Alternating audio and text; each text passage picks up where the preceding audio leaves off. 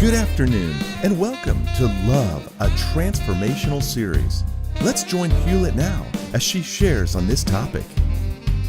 Thank you for joining me again for our Love Transformational Series. I pray you're being blessed by it.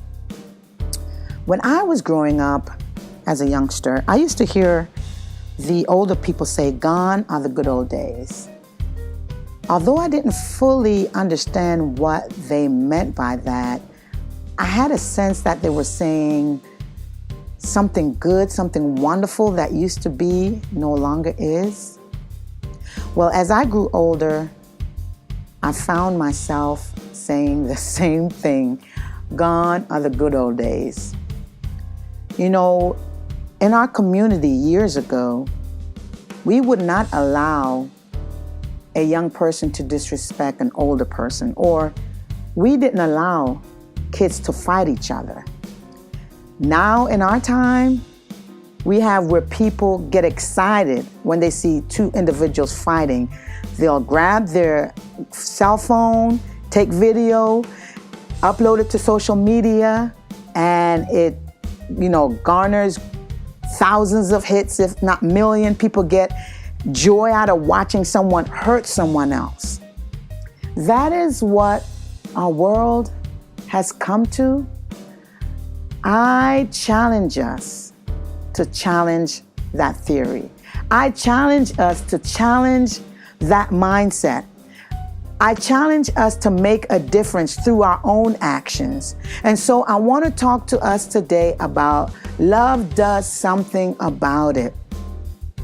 There was a young man who came to Jesus and asked, "Who is my neighbor?" So Jesus decides to share a story with him to amplify who one's neighbor is. So he tells him that a Jewish man was traveling from Jerusalem down to Jericho, and that Jewish man was attacked by some bandits, and they stripped him of his clothes and beat him up and left him half dead beside the road. By the way, this is from Luke 10. And so a priest passed by. And when he saw the man lying there, he crossed to the other side of the road and passed by him. And then a temple assistant walked over and looked at the man lying there, but he also passed by on the other side. Then a despised Samaritan came along. When he saw the man, he felt compassion for him. And his compassion moved from feeling to action. The man went over to the young man that was wounded, and he soothed his wounds by pouring in olive oil and wine and bandaging his wounds. Then he put him on his own donkey and took him to an inn where he took care of him. And the next day he handed the innkeeper 2 silver coins and said to him, "Take care of this man. If his bill runs higher than this, I'll pay you the next time I'm here." Well, after Jesus shared the story with the young man, he then asked him, "Which of the 3 that passed by the man that was attacked by the bandits do you consider a neighbor?" And the young man replied, "The one who showed him mercy." And Jesus basically said, "You are correct. Now go and do the same." That's our challenge for today. Go and do the same. Go and show mercy. Here it is, a Jew was attacked, ripped of his belongings, was beaten and left half dead. A fellow Jew passed by, didn't do anything about it. This man was a priest. Let's take it even further. This man was a pastor. Didn't stop to check on the man. Then a temple assistant passed by, maybe an usher, we'll say an usher, passed by and sees this man and goes over to him and looks at him, but doesn't do anything.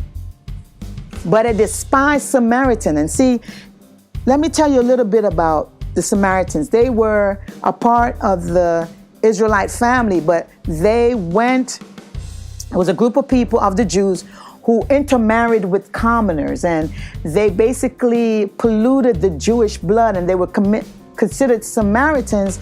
And so they were despised by the Jews. They were looked upon as rejected, as not worthy of attention. As a matter of fact, in the scriptures, we see where Jesus decides he's going to go through Samaria to see a woman at the well. See, everybody else took the longer route, although going through Samaria to get to Judea was the shortest route. And the Jews refused to go through Samaria because they didn't want anything to do with the Samaritans. So Jesus shows the example here of the rejected, the despised, looking to the need of the one who considers him his enemy, who considers him the rejected, who considers him the despised, the unworthy of attention. That is the one who took note of the Jewish man laying half dead on the road. That wounded person, his own fellow Jewish priest, ignored his need. His own fellow Jewish temple assistant just looked and did nothing.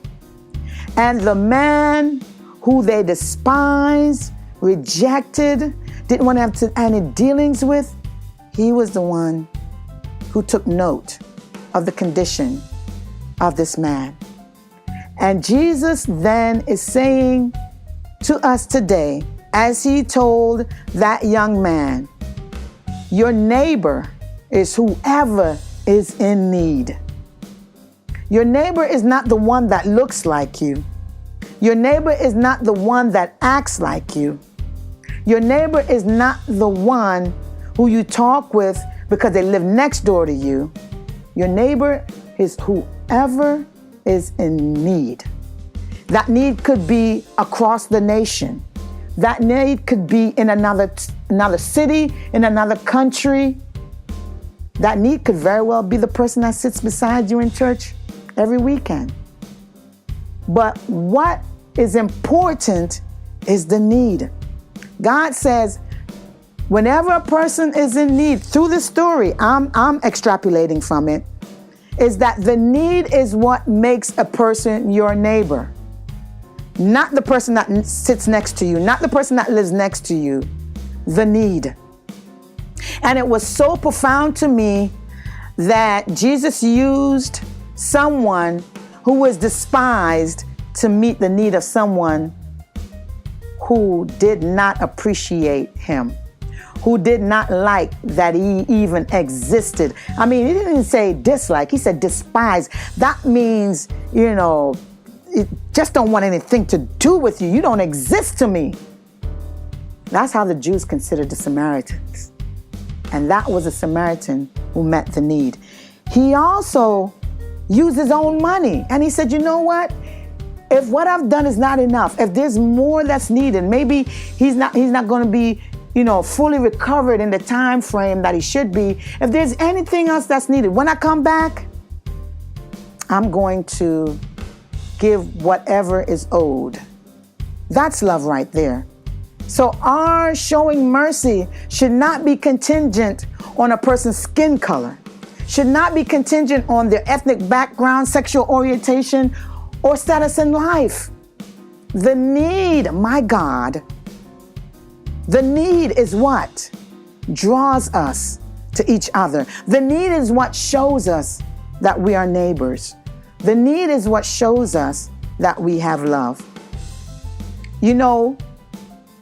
It is important for us to really, when we see something, do something. Because I have been the recipient of being noted for a need, meaning I had a need and someone met that need. And I'm sure the same has happened for you. It could be our brother that's in need and someone takes note of that need. It could be our mother, our sister, our cousin, our best friend that took note of that need.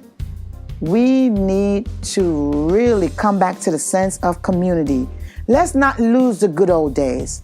Let's look out for each other. Let's look out for others just because they are. That's what love does. That's who love is. You and me. We are love.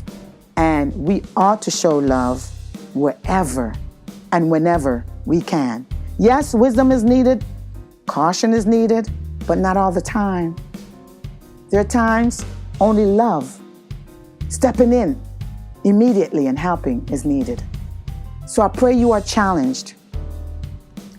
Jesus challenged this young man, and I believe he's challenging us today. Yes, go and do the same. God bless you, and I pray that you are being blessed and challenged to do more to make a change in our community. Enjoy the rest of your day, and I'll see you again soon. Next time. Bye-bye. Were you empowered and moved into action? We hope so. If we don't transform the world, who will? And if not now, when? See you next time. And remember to register for our upcoming Love Thrives Community Conference, June 22nd through 23rd. For more information, go to ilovenow.org. Thanks again for joining us. Bye for now.